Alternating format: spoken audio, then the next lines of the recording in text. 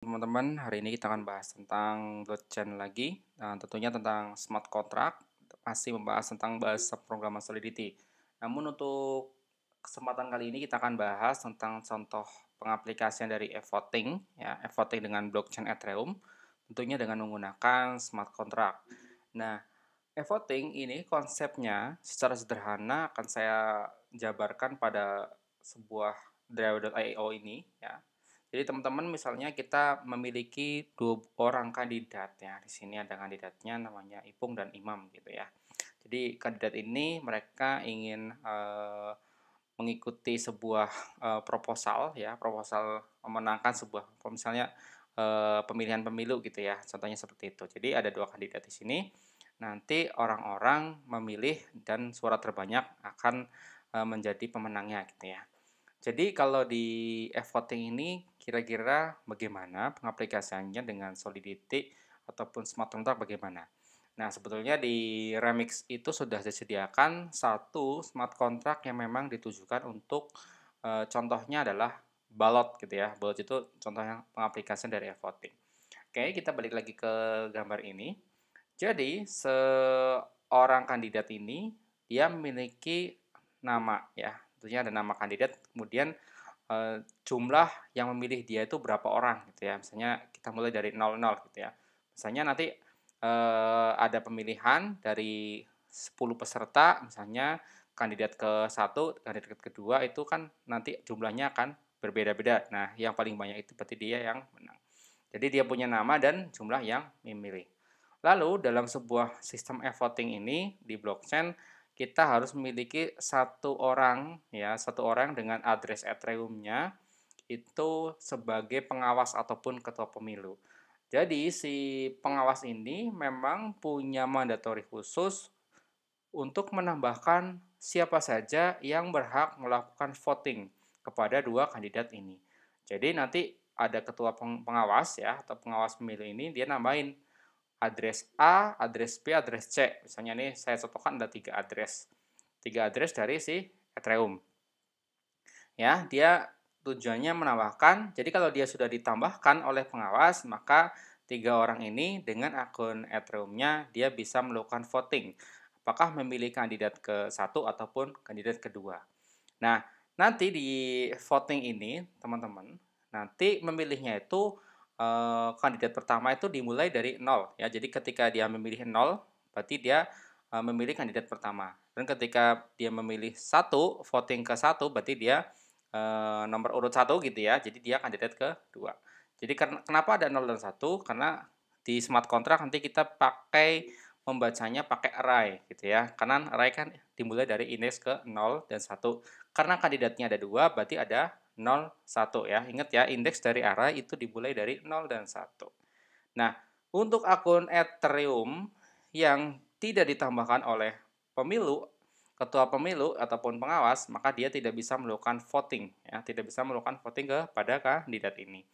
Lalu si smart contract ini, si proposalnya nanti akan menampilkan siapa pemenangnya gitu ya. Nama pemenangnya siapa gitu ya. Lalu untuk setiap voter itu juga punya informasi di smart contract-nya bahwa dia itu punya wake. Wake itu apakah dia itu telah memilih atau belum gitu ya. Nah, kemudian ada vote, apakah dia true atau false. Nah, kalau yang wake-nya itu 0 sama 1, sebenarnya nanti bisa dikembangkan ke fungsi delegate, tapi saya tidak akan bahas delegasi ini. Hanya menggunakan wake 0, berarti dia belum memilih, 1 berarti dia sudah memilih. Vote ini true or false, gitu berarti kalau true dia juga pernah memilih sebelumnya. Kalau vote ke 0 atau 1, 0 itu kandidat pertama, 1 itu kandidat kedua, gitu. Nah, untuk implementasi di Solidity akan saya perlihatkan seperti ini. Jadi teman-teman, ketika teman-teman membuka situs remix.ethereum.org, ada sebuah file di contracts ini ada yang 3_ballot.solidity ya di sini ya. Namun sudah saya modif sedikit sesuai dengan bahasa Indonesia agar teman-teman bisa memahaminya dengan baik gitu ya. Jadi di sini ada beberapa function, state dan struct ya di sini ya. Jadi ada pemilih ya. Pemilih ini nanti yang tadi ada vague vote, delegate vote gitu ya. Nah, dia vote kemana gitu ya, milih salah satu misalnya 0 atau 1 gitu ya. Lalu ada nama proposalnya, yaitu nama kandidatnya, maksudnya di sini dia punya nama dan dia sudah berapa dipilih oleh berapa orang gitu ya.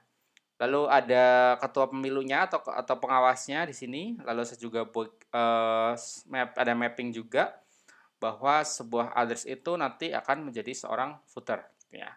Lalu ada nama proposal. Nah, untuk konstruktornya pertama kali dijalankan adalah kita membuat nama proposal ya, nama proposal gitu ya. Dan semuanya untuk ketua pemilu itu wake-nya sama dengan 1, berarti ketua pemilu tidak boleh memilih lagi gitu ya. Lalu dijadikan looping ya. Nama proposal nanti muncul nama proposalnya dan jumlah count yang sudah terjadi itu dimulai dari 0. Nah, nanti kan maksudnya pas pertama kali dibuat itu belum ada gitu ya, belum ada orang yang memilih. Nah, di sini juga ada function address yang ikut vote, maksudnya adalah si ketua pemilu ini nanti akan menambahkan address-address dari blockchain Ethereum siapa saja yang diperbolehkan untuk mengikuti voting ini. Nah, di sini kalau dia bukan ketua pemilu atau dia yang tidak di-deploy pertama kali oleh smart contract, maka dia tidak bisa menambahkan address-nya. Jadi adalah orang ataupun address yang pertama kali di-deploy oleh smart contract voting ini hanya dia yang boleh menambahkan. Lalu untuk address yang sudah pernah ditambahkan sebelumnya, dia tidak bisa ditambahkan lagi. Artinya di sini adalah satu address itu untuk satu kali vote. Satu orang hanya boleh melakukan satu kali vote gitu ya. Nah, kemudian si voter ini juga harus belum melakukan voting, maksudnya adalah 0 gitu ya. Nah, seperti ini. Lalu untuk function vote ini adalah akan ada sebuah message messenger itu address-nya nanti adalah dia akan memilih siapa. Apakah memilih ke kandidat ke satu atau kandidat ke dua atau 0 atau 1 gitu ya. Jadi kalau sudah memilih dia akan muncul, kalaupun dia belum ditambahkan ya berarti dia tidak boleh memilih. Nah, kalau sudah memilih dia akan merubah dari si pemilih ini vote-nya menjadi true ya. Jadi dia udah memilih sehingga dia tidak bisa memilih lagi ya. Lalu untuk pemenang proposal itu nanti akan ada datanya, data proposal ke 0, kandidat ke 0 atau kandidat ke 1 karena nanti kita hanya menambahkan 2 orang kandidat saja. Lalu ada pemenang voting, itu nama pemenangnya gitu ya. Jadi winner name-nya nanti siapa, nanti kita ambil data name ya, data name-nya, proposal name gitu ya.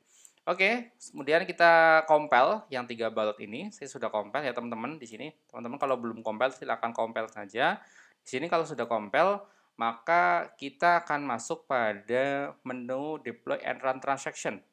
Saya masih pakai environment JavaScript virtual machine ya. Saya tidak menggunakan Web3.js gitu ya. Karena nanti akan masuk pada seri video berikutnya tentang penggunaan dari si MetaMask ya. Jadi nanti kita pakai ini dulu, kita pakai Remake dulu biar teman-teman mateng memahami konsep dari si blockchain ini.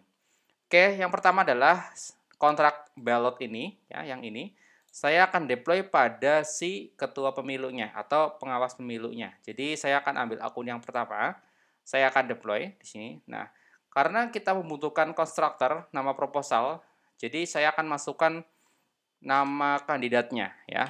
Jadi misalnya tadi ada 2 orang ya kandidatnya yaitu Imam ya, satu Imam. Kayak gini. Jadi kita pisahkan dengan koma ya, pakai array gini ya. Jadi Ipung ini ke 0 indeksnya, Imam adalah indeks ke 1. Kalau sudah saya deploy.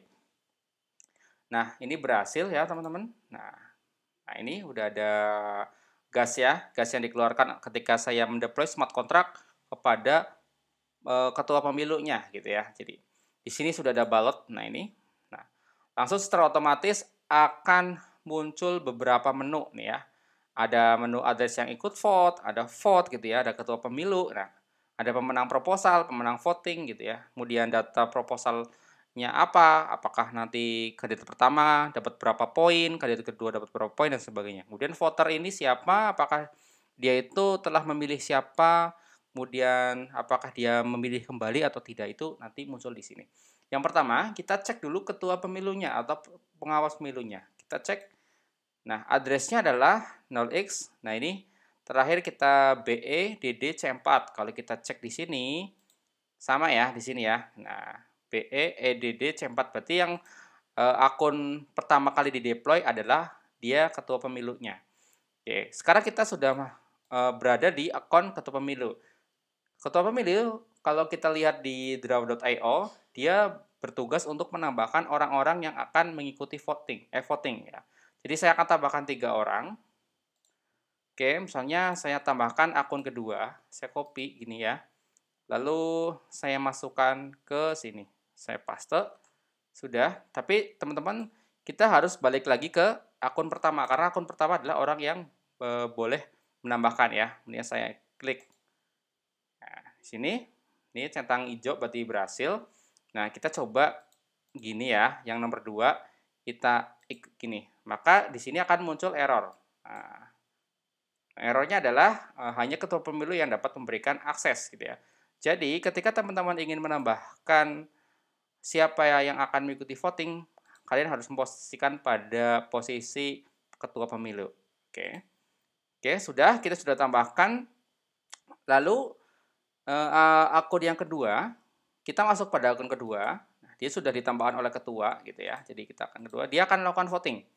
Voting dia misalnya voting pada kandidat ke 0 ya. Kandidat ke 0 itu Ipung gitu ya. Kemudian dia vote gitu ya. Vote gitu ya. Sip. Nah, dia vote. Nah, sekarang dia ngevote ke 0 gitu ya. Lalu si ketua pemilu dia menambahkan akun ketiga, saya copy ya. Nah, ini saya copy agar akun ketiga boleh mengikuti gitu ya. Ini lagi ya, kita tambahkan. Nah, dia vote. Kemudian akun ketiga ini, akun ketiga dia akan ngevote ke kandidat kedua ya, imam gitu ya. Dia ingat di sini akun ketiga benar, jadi kita vote. Oke, dia berhasil vote. Lalu ada peserta lagi yang ingin vote ya. Jadi di sini akun keempat kita copy, kita balik lagi ke sini. Kemudian kita tambahkan ke sini. Oke. Lalu kita tambahkan, ingat yang pertama lagi balik posisinya. Lalu dia akan ngevote kandidat ke 1 ya. Jadi yang ke imam gitu ya. Vote lagi. Oke, jadi sekarang teman-teman kalau kita cek proposal ini, proposalnya nanti berarti kita sudah ada 3 orang yang melakukan voting ya. Jadi yang voting yang pertama itu ke 0, voting kedua ke 1, dan voting keduanya ke 1. Jadi kalau kita cek ini sudah ada 3 kali voting. Jadi kalau kita cek pemenang votingnya ini, nah imam. Kenapa imam yang menang? Karena tadi imam ini dengan yang 1 gitu ya, voting ke angka 1 tuh udah terjadi 2 kali, dan untuk yang voting ke 0 itu baru 1 kali. Jadi imam di sini menang. Kalau kita cek pemenang proposal, maka proposal ke 1 ini ya yang menang. Jadi kalau kayak saya cek gitu ya, saya cek teman-teman di sini proposal ke 1 ini kita klik ini, maka si imam ini sudah dapat 2 ya, dapat 2 suara gitu ya. Oke. Dan untuk ngeceknya data akun kedua sebagai contoh ini, kita masukkan ke sini. Kita pengen tahu dia itu sudah memilih, baiknya 1 benar, dia sudah voted true betul, lalu dia memilih ke kandidat ke 0 ataupun kandidat yang pertama gitu ya. Jadi dia memilih Ipung gitu ya. Tapi kalau yang ini akun ini dia telah memilih siapa? Dia memilih kandidat ke 1. Jadi kandidat ke imam. Jadi kurang lebih seperti itu teman-teman penggunaan voting-nya ya. Jadi simpel sekali. Jadi kita melihat alur kerjanya seperti ini. Jadi ada pengawas pemilu, dia menambahkan address dari Ethereum gitu ya. Dia yang boleh melakukan voting gitu ya. Dan kalau udah voting ya berarti nggak boleh. Jadi kurang lebih seperti itu penggunaan pengaplikasiannya dari voting blockchain ya. Semoga teman-teman paham. Kalau bingung, mari kita diskusi bareng-bareng di kolom komentar. Oke, terima kasih. Sampai jumpa di seri tutorial Solidity ataupun smart contract blockchain Ethereum berikutnya.